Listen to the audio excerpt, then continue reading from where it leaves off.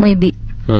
Cerita yang bakal gue bawain kali ini mungkin bisa dibilang berkaitan sama mitos atau kepercayaan di salah satu gunung di Jawa Timur.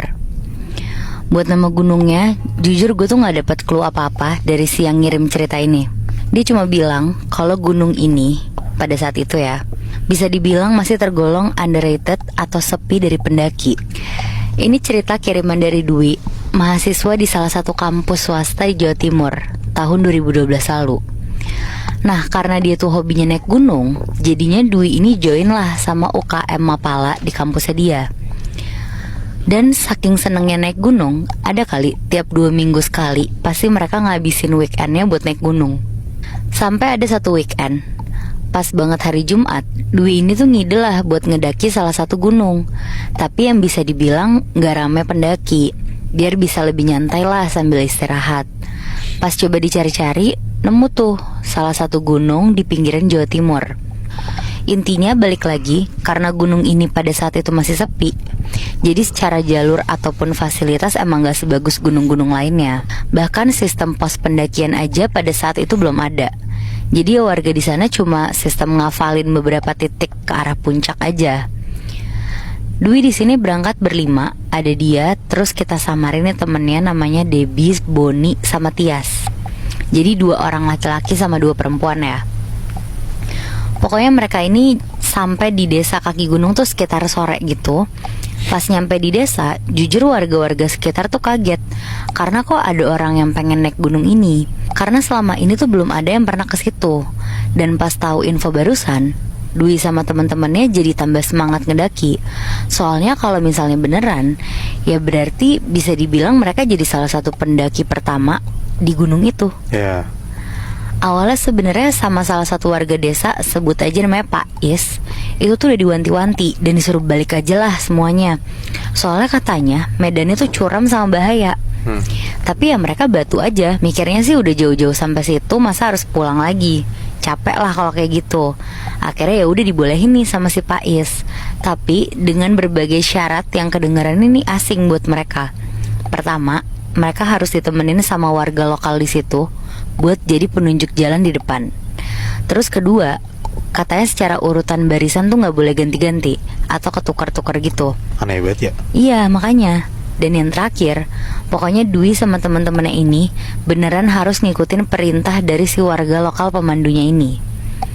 Sebenarnya di sini cukup ribet dan lumayan aneh kan, apalagi buat Dwi sama teman-teman yang udah sering naik gunung, mereka makin bingung aja dengernya. Tapi ya udahlah, karena pengen naik gunung itu, akhirnya mereka ikutin. Toh paling ntar seiring perjalanan bisa lebih fleksibel, mereka mikirnya gitu. Nah tapi Dwi tuh kayak ngerasa beneran aneh aja. Soalnya katanya dia ngelihat sendiri kalau si satu warga lokal yang jadi pemandu itu, sebut aja Mas Naryo ya, sebelum berangkat kayak semacam ngejalanin ritual dulu. Dibaca-bacain mantra sama Pak Is, si Mas Naryo ini. Terus ada tali putih, terus berlonceng di tali, dan ada di badannya dia. Jadi intinya si Mas Naryo badannya tuh kayak ditali muter, terus disisain tali panjang buat jadi semacam ekor buat dipegang masing-masing pendaki. Nah terus selama perjalanan, Dwi sama temen-temennya tuh harus jalan benar-benar megang talinya, gak boleh lepas sama sekali. Kalau kata Mas Naryo, pas udah mulai jalan sih, ini tali gaib. Jadi tali yang bakal ngejagain barisan mereka dari gangguan makhluk-makhluk gaib. Jadi diusahain secara posisi pendaki tuh emang masih di antara tali itu. Dan kalau misalnya amit-amit ada yang keluar dari area tali, takutnya tuh ada setan yang berusaha ngegantiin posisinya gitu. Nah, lonceng di belakang badan Mas Naryo itu buat apa? Lonceng ini tuh bunyi kalau emang ada setan yang masuk ke rombongan dia. Jadi semacam alarm gitu Moibi.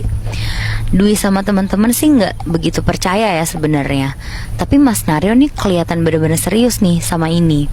Bahkan yang awalnya dikira perjalanan bakal lebih fleksibel, ternyata beneran makin ribet. Setiap langkah tuh kayak benar-benar diatur lah sama dia. Tapi makin jauh jalan, kayaknya apa yang diomongin sama Mas Naryo tuh beneran adanya tuh Moibi. Cuaca tuh lagi biasa-biasa aja, gak ada angin, gak ada hujan. Tapi Dwi sama teman-temannya itu bisa ngerasa kalau ada beberapa titik di jalur yang pas mereka lewatin, beneran kayak tiba-tiba kerasanya tuh engep, rame gitu. Padahal jalanannya kosong, luas. Dan jadi kayak tiba-tiba ada angin segede badan orang nyenggol, atau bahkan sampai nabrak mereka berkali-kali. Si Bonnie aja nih sampai hampir jatuh gitu ke lereng jurang gitu, saking kencengnya ditabrak angin. Dan si Debbie yang posisinya lagi di tengah rombongan juga pelan-pelan jadi kayak sesak nafas gitu. Sampai akhirnya tiba-tiba